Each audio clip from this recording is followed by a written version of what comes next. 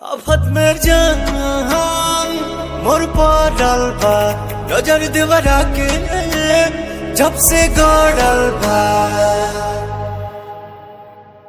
आके बहारा से एक समझाई आके बहारा से एक समझाई देवरा निहारे छतिया आके आधी आधी रतिया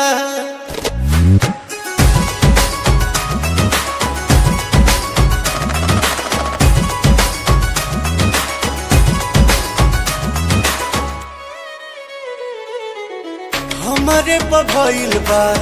अब दीवाना लागता कि लूट ली सौ से खजाना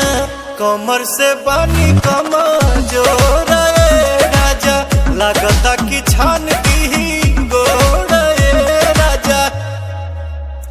हमरा दर्द के चलता दवाई हमरा दर्द के चलता दवाई कैल चाहे चुमा चटिया आगे आधी आधी रतिया